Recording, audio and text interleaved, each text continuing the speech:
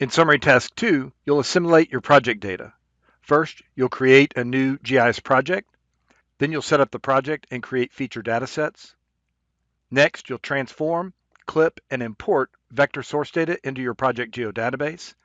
And last, you'll georeference a raster source data set and export it into the project geodatabase. We'll start back in Windows Desktop, where I'll open up ArcGIS Pro.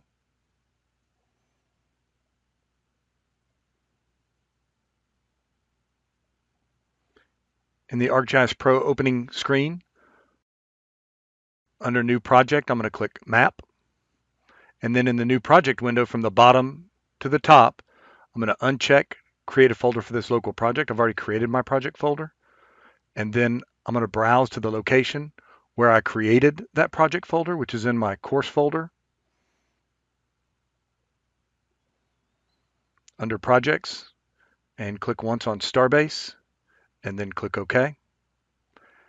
And for the name, I'm going to call it the same name as my project folder, which is Starbase, which will name my project geodatabase and my toolbox as well. Go ahead and click OK. Once your ArcGIS Pro project loads, go ahead and maximize your window. And then in the Contents pane, I'm going to right-click on the map view and select Properties. And in the Properties window, I'm going to click on the Metadata section, and we're going to update the metadata, starting with the tags. I'm going to enter them in as ACC, comma, space, GIS, comma, space, intermediate. My summary is going to be the same thing as my purpose and my statement of work. So I'm going to flip over to my statement of work and select and then copy the purpose. Return to ArcGIS Pro and paste that into the summary text box. I need to fix the formatting. I'm going to do the same thing for my description. Again, flip back to my statement of work, and I'm going to select and copy the second paragraph in my project description. Return to ArcGIS Pro and paste that into the description. And again, I got to update the formatting.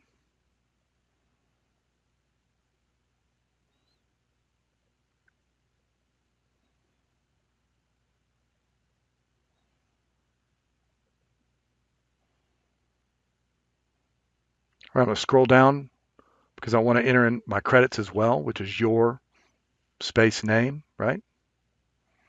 The last thing I want to do in my map properties is set my coordinate system. Currently, it's set to Web Mercator Auxiliary Sphere. And I want to use a local projected coordinate system. So I'm going to expand the projected coordinate systems and state plane. Scroll down to NAD 83 US feet, and then scroll that down till I can find the state plane projected coordinate systems for Texas. There's 5 of them: Central, North Central, North, South Central, and South. And we're going to select Texas South. That's where the Starbase is located. And I can confirm I have the right coordinate system by clicking on Details and confirming that it's WKID 2279, which is the unique ID for that coordinate system. And I can enter that into the search text box as well. So rather than browsing to, I can just jump to my desired coordinate system. Go ahead and click OK.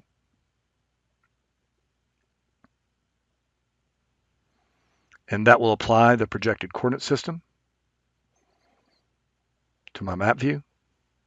Now in the catalog pane, if I expand my project geodatabase, you'll see there's nothing there. So I need to create some new feature data sets. I'm going to right click on the geodatabase, select New, and Feature Dataset. In the Create Feature Dataset Geoprocessing pane, I'm going to set the feature dataset name to base map. And then I'm going to set the coordinate system the feature dataset will enforce. And I'm going to type in 2279 and hit enter on my keyboard. And that's going to set it to State Plane, Texas South. All right, that created my new base map feature dataset. I'm just going to use the same geoprocessing pane and just switch out the feature dataset name to create my impacts feature dataset, and click Run. That created my impacts feature data set, and I'm going to do the same for my site feature data set.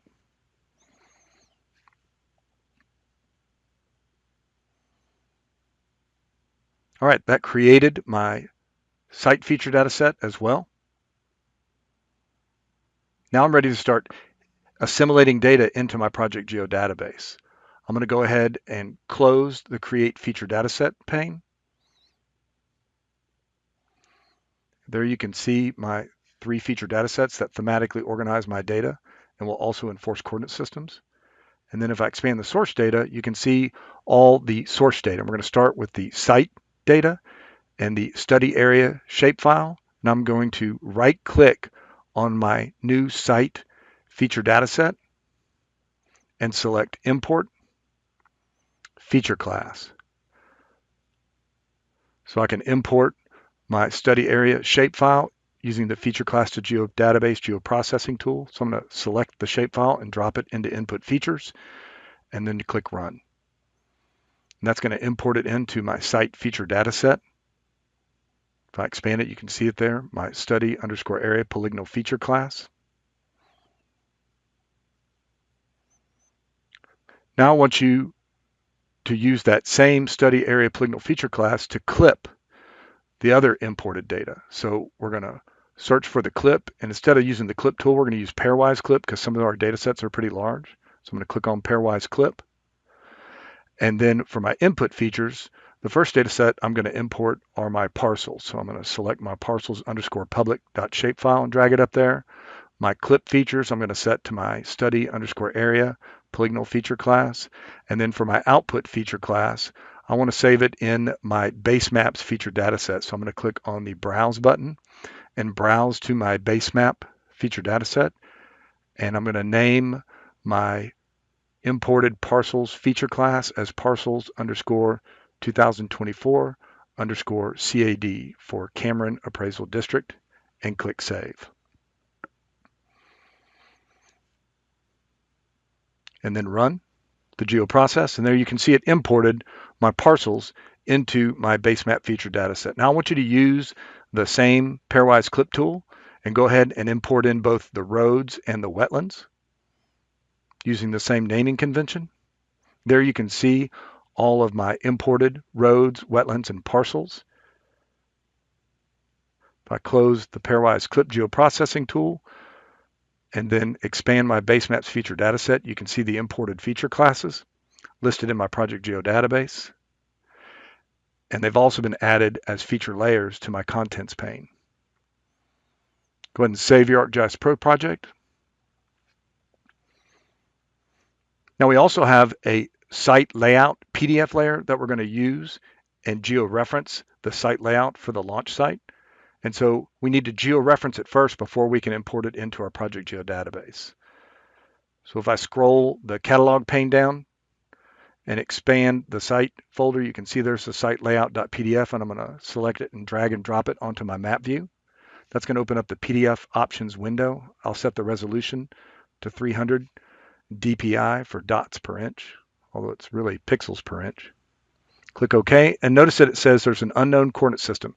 That's because it's not georeferenced anywhere. And if I right-click the site layout.pdf raster layer and zoom to layer, I can see it's located somewhere out in the water.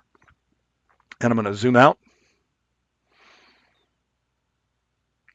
and I can see it's located in the Pacific Ocean. And that's because the Cartesian coordinate system that forms the basis of the Texas State Plains South coordinate system, the origin is out in the Pacific Ocean, so that all coordinates in Texas are positive numbers. So we need to georeference the site layout.pdf. I'm going to go ahead and add the study area to my contents pane and then zoom to that, because this is the location to which we're going to georeference the site layout.pdf. Now let's take a few minutes and update our symbology. So I'm going to reset the map view, and under layer, click the base map button and select imagery hybrid. And then I'm going to click on the study area symbol patch and switch that to black outline. The roads, how about a middle gray color, the wetlands, a greenish blue with no color for the outline, the parcels, no color for the fill, but for the outline color, I'm going to use yellow. And then over in the contents pane, I want to reorder my layers so I can see my parcels. So I'm going to drag my parcels on top of the wetlands layer. And then select the roads, parcels, and wetlands. And at the same time, activate the feature layer ribbon and set the transparency to 50% for all 3 feature layers listed in the contents pane.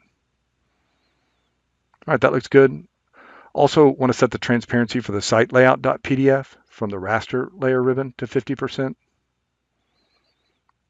so that we can see through it when we're georeferencing it.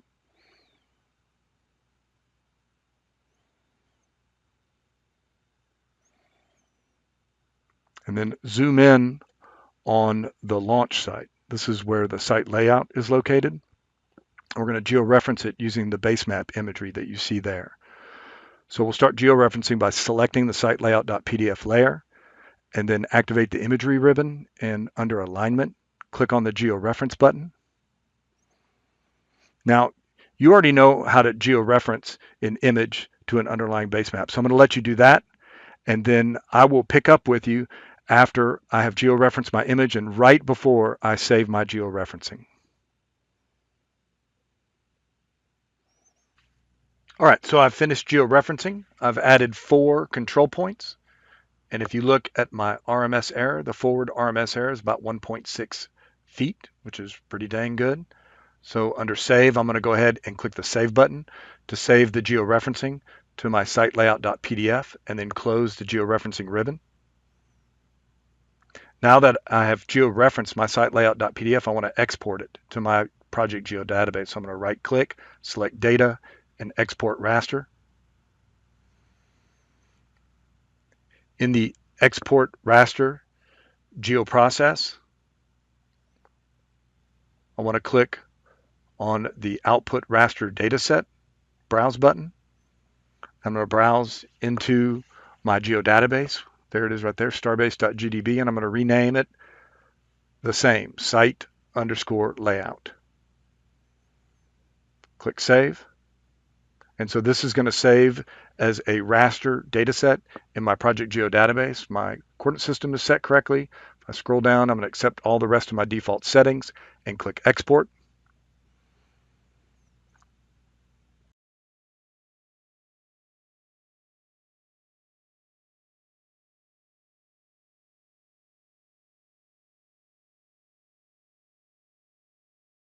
All right, there it successfully exported my site layout.pdf to a site layout raster dataset.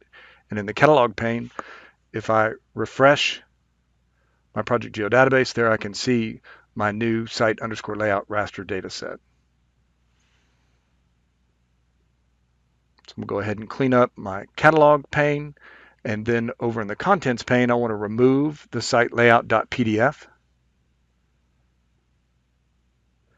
And then select my new site layout raster dataset layer. And under raster layer, set the transparency to 50%. Go ahead and reset my map. Save my ArcGIS Pro project. All right, now I've collected and assimilated my data.